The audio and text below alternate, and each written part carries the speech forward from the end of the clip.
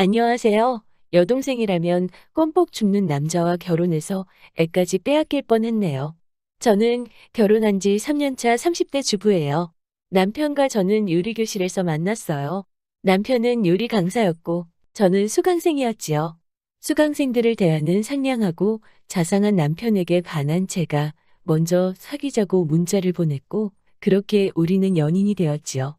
경제적으로 여유 있는 집안에서 외동으로 자란 저는 어느 하나 부족함 없이 누리며 자랐어요.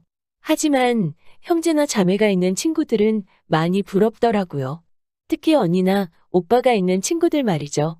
한 번은 제가 초등학교 4학년 때였어요. 전학 온 지 얼마 안 돼서 아는 사람도 별로 없었는데 같은 반 친구 한 명이 저를 처음부터 굉장히 싫어하더라고요. 지금도 왜 그랬는지 이유를 모르겠네요. 아무튼 결국 하루는 교실에서 그 여자애와 제가 시비가 붙었는데 그 이야기를 들은 그 여자애의 오빠가 바로 저를 찾으러 교실로 왔더라고요. 부럽기도 하고 무섭기도 했던 그 마음이 지금도 생생하게 느껴지네요. 나에게도 나를 지켜주기 위해 발벗고 나서주는 오빠가 있으면 좋겠다는 생각을 했어요. 사춘기에 들어서는 부모님에게는 털어놓을 수 없는 이야기를 들어줄 언니가 있다면 참 좋았을 텐데라는 상상을 줄곧 했네요. 저와는 달리 남편은 경제적으로 힘들게 살았다고 하더라고요. 불의의 사고로 아버지가 일찍 돌아가셨기 때문에 어머니는 늘 돈 버느라 바쁘셨대요. 그래서 남편은 10대 시절부터 어떻게든 가족에게 보탬이 되고자 노력하며 살았다고 하더라고요. 지금은 나름 성공한 요리 강사이지만 남편이 요리를 시작하게 된 이유는 남편이 요리를 좋아해서가 아니었지요.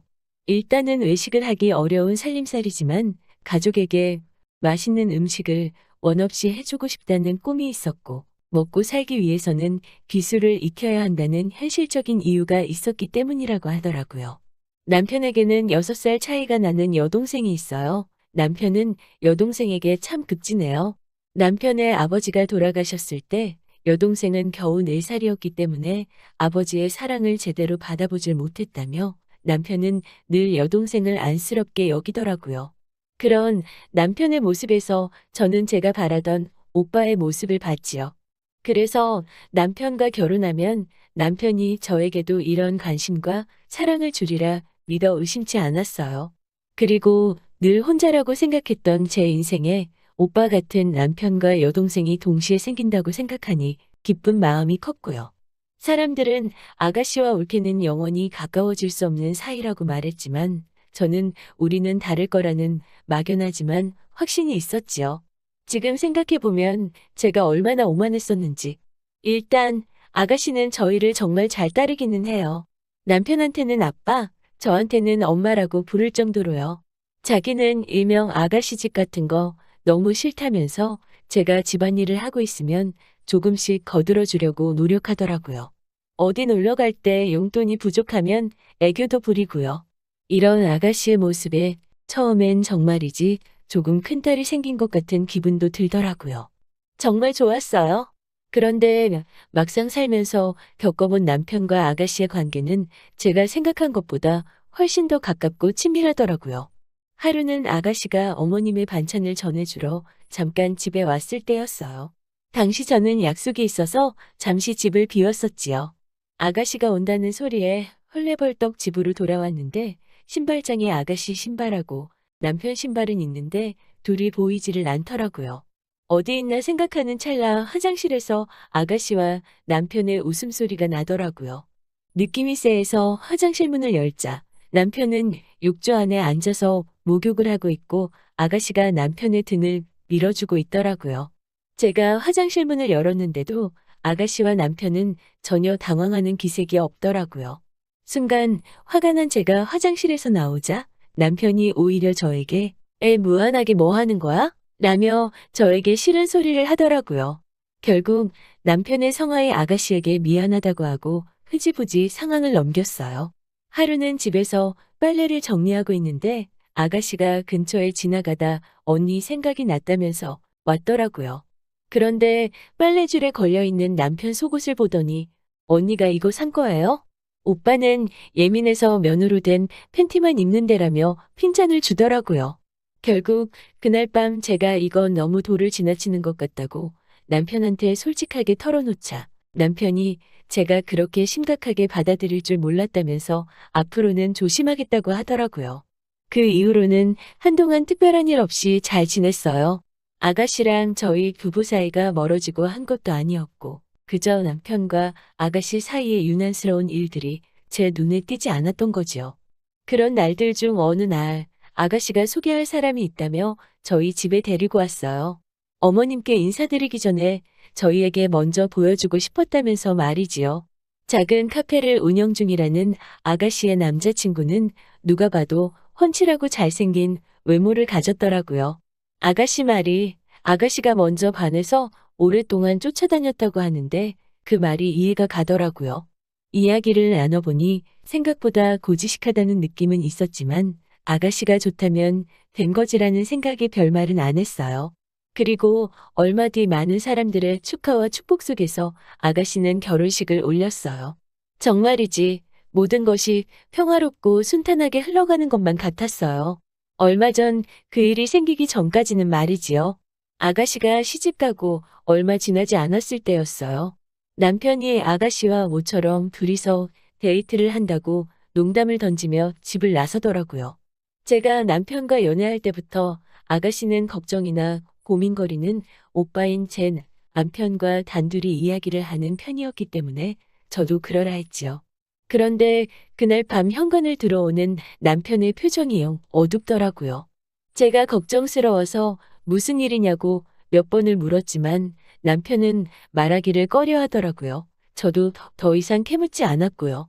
그 후로 며칠 뒤 남편이 저에게 아기를 갖자고 하더라고요. 조금 놀랐지요.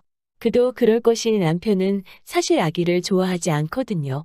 그래서 결혼한 지 얼마 되지 않았을 때 제가 아기를 갖자고 할 때는 아직 우리가 아이를 가질 상황이 안 되니 시간이 지난 뒤에 자리 좀 잡으면 갖자라는 말로 완곡하게 거절당하곤 했거든요. 얼떨떨한 상황에서 이튿날이 되자 이제 어머님까지 나서서 갑자기 아기는 언제 가질 예정이냐고 물어보시더라고요. 막연하게 딸까지 시집 가니까 적적하신가 보다 라는 생각이 들더라고요.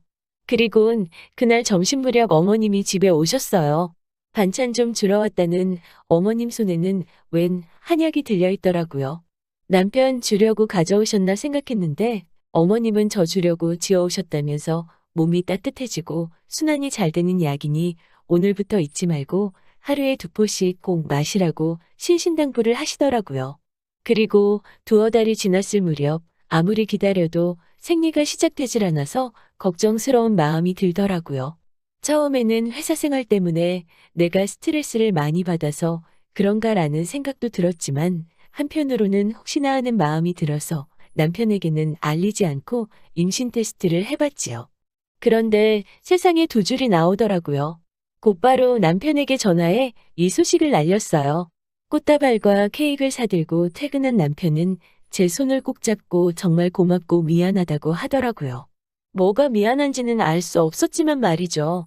제 임신 소식을 알게 되신 어머님은 저를 몹시도 칭찬하시면서 극진하게 저를 대우해 주셨어요.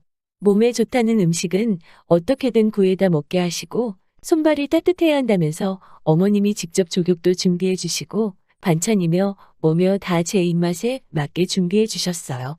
게다가 이런 걸 겹경사라고 하나요? 제가 임신한 무렵 아가씨도 임신 소식을 전해왔어요. 어느덧 시간이 흘러 10달을 조금 덜 채운 어느 날 극심한 산통을 느낀 저는 바로 병원으로 실려갔어요. 그리고 그날 저는 공주님을 출산했지요. 그런데 저희 친정엄마가 나중에 말씀해 주시기를 간호사가 제가 딸을 낳았다고 말하자마자 시댁 부모님은 큰 한숨을 내쉬더랍니다. 게다가 불행하게도 아가씨는 출산 중 아기가 세상을 떠났다고 하더라고요. 뭐라 위로할 길이 없었지요. 예쁜 딸아이를 품에 안았지만 아가씨의 소식에 저는 마음껏 기뻐할 수가 없더라고요. 산후조리가 끝나고 집으로 돌아온 지 며칠 지났을 무렵 아가씨가 잠깐 집에 왔어요. 제가 딸아이 기저귀를 갈고 있는데 아가씨가 물끄러미 제 딸을 쳐다보다가 손가락을 가져다 대며 기왕 나오는 거 그거 하나만 달고 나오지 라고 말하는 거예요. 그 광경을 본 순간 어이가 없고 확 그 손가락을 비틀어버리고 싶더라고요. 하지만 아기를 잃은 여자가 제정신이겠냐 싶은 마음도 들어서 그냥 실언이려니 하고 말았어요. 그런데 출산 후 한 달도 채 지나지 않았을 무렵 어머님께서 제 눈치를 살피시는 듯 하더니 둘째는 언제 가질 거냐고 물어보시는 거예요. 저는 조심스럽게 한 2년 정도 후가 어떨까 생각하고 있다고 했지요. 그러자 순간 어머님 얼굴에 실망한 기색이 역력하더라고요. 하지만 제 계획과 달리 출산 후 8개월이 지났을 무렵 저는 둘째를 가졌어요. 수유 중에는 자연 피임이 될 거라고 생각하고 피임을 따로 하지 않은 게 실수였지요. 저는 걱정이 이만저만이 아니었지만 남편과 어머님은 몹시도 기뻐하시더라고요. 게다가 신기하게도 아가씨도 저와 비슷한 시기에 또다시 임신을 한 거예요. 하루가 멀다 하고 저를 챙기기 위해 찾아오시는 어머님께 저는 괜찮으니 아가씨를 돌보시라고 했지만 왠지 모를 표정으로 너가 잘해야 걔도 편해진다는 알 수 없는 말씀만 하시더라고요. 그리고 그렇게 또 둘째를 낳았어요. 남편이 바라던 아들이더라고요. 첫째 때도 많은 축하를 받았지만 이번에는 유난히 어머님과 남편이 기뻐하더라고요. 그러면서 아가씨도 몇 시간 전에 출산을 했다며 아들이라고 하더라고요. 참 신기했어요. 비슷한 시기에 임신해서 같은 날 출산이라니 이런 우연이 어디에 있고 이번에야말로 정말이지 겹경사였지요. 덕분에 첫째 때보다 더 마음 편하게 출산의 기쁨을 누릴 수 있었어요. 제 이야기가 여기서 끝이었다면 얼마나 좋았을까요? 저는 남편과 어머님께 이 제안을 받고서 충격에 쓰러질 뻔했지요. 산후조리원에서 3주간의 시간을 보내고 돌아왔어요. 아이를 낳는 동안 딸아이는 친정에서 돌봐주고 계셨지요. 저녁 식사를 마치고 거실에 모여 앉았는데 갑자기 남편과 어머님은 저에게 할 말이 있다며 꼭 들어줬으면 좋겠다고 이야기를 시작하더라고요. 저는 무슨 이야기인데 그러시냐고 말씀해 보시라고 하였지요. 남편은 저에게 머뭇거리면서도 용건만 얘기하겠다 하더라고요. 상상조차 할 수 없었던 충격적인 남편의 부탁은 바로 제 아들을 아가씨에게 주자는 거예요. 어머님, 그게 무슨 소리세요? 누구를 누구한테 줘요? 아니, 애가 물건도 아니고 뭘 주고 말고를 해요? 그리고 아가씨도 아들 낳았다고 하셨잖아요. 라고 하자. 너가 낳았으니까 너가 주면 걔 아들 아니겠니? 마음으로 낳은 자식도 자식이라잖니. 라며 말도 안 되는 말씀을 하시더라고요. 제가 도대체 무슨 이야기인지 못 알아듣겠다 하자 남편이 신우가 이제껏 제가 임신할 때마다 임신한 척하며 시간을 번거라며 신우는 애를 못 낳는다고. 그런데 신우의 시댁은 손이 귀한 집안이라 대를 이을 아들을 원한다는 거예요. 그렇다고 내 애를 어떻게 줘? 말도 안 되는 소리 하지 마. 라고 하자 남한테 주는 것도 아니고 가족한테 주는 건데 가족끼리 어려울 때 돕고 살아야 하지 않겠냐고 하는 거예요. 저는 무슨 소린지 모르겠다며 절대로 못 준다고 다시는 그런 말 하지 말라고 소리를 질렀어요. 그러자 남편이 그럼 내 동생 그 집에서 쫓겨난다고 어린아이처럼 엉엉 울면서 바닥을 구르는데 그 꼴을 봐줄 수가 없더라고요. 내가 결혼한 사람이 이런 사람이었나? 그렇게 내가 부러워하던 우애라는 게 결국 이런 거였나? 라는 별별 생각이 다 들더라고요. 저는 아니 그러면 차라리 돈 주고 대리모를 쓰지 굳이 왜 내 애를 탐내냐고 물었지요. 그러자 남편 말이 여동생이 피 한 방울 안 섞인 남은 싫고 그래도 오빠의 자식이면 자기랑도 피가 섞였으니까 받아들이기 쉬울 것 같다고 하더라는 거예요. 남편은 그 와중에 뚫린 입이라고 저에 대한 사랑은 진심이라며 한 번만 자기 동생을 도와달라고 말하더군요. 그 말을 정말로 믿고 싶었어요. 하지만 저에 대한 남편의 사랑이 진심일지라도 동생에 대한 사랑보다는 못하다는 걸 뼈저리게 느낀 저로서는 더 이상 그런 개소리를 듣고 있을 이유가 없었지요. 첫째는 제가 산후조리하는 동안 친정에서 봐주고 있었기 때문에 저는 도망치듯 둘째 아들만 안고서는 혹시 쫓아올까봐 떨리는 마음을 애써 감추고 뒤도 안 돌아보고 친정으로 왔지요. 3일째 되던 날 어머님께서 연락을 해오셨지요. 이렇다 저렇다 말씀을 오래 하셨지만 결론은 아기를 달라는 사정이었어요. 저는 도저히 안 되겠구나 싶어서 이혼 서류를 작성해 남편에게 보냈지요. 아버지로서의 책임을 유기한 죄를 묻겠다고 했어요. 변호사 말로는 위자료랑 양육비랑 양육권 다 받을 수 있을 거라고 하더라고요. 소송은 시작했지만 그럼에도 불구하고 계속해서 왠지 억울한 생각이 들더라고요. 하지만 제가 할 수 있는 게 많이 없었어요. 결국 애들의 아빠이고 가진 것도 없는 집인 건 누구보다 제가 잘 아니깐요. 그런데 정말 인생은 알 수가 없어요. 인과응보라는 말처럼 사람은 착하게 살아야 해요. 얼마 전 우연히 아가씨의 소식을 듣게 되었어요.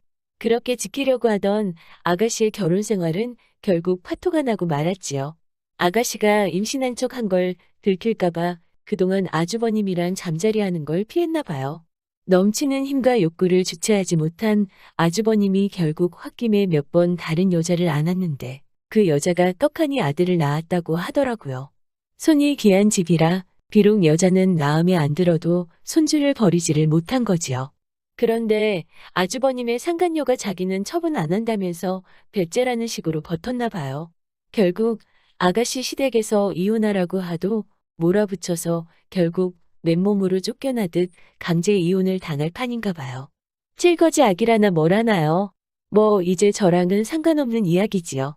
저는 이제 자식 둘 데리고 새 인생을 시작해 보려고 해요. 비록 오빠도 언니도 없지만 저에게는 사랑하는 친정 부모님과 누구보다도 소중한 아이들이 있으니까 더는 외롭지 않아요. 들어주셔서 정말 감사드려요. 좋은 하루 되시고요. 감사합니다. 긴 이야기 들어주셔서 감사합니다. 오늘의 사연은 여기까지입니다. 구독과 좋아요, 알람 설정해주시면 앞으로 더 좋은 사연으로 찾아오겠습니다. 감사합니다.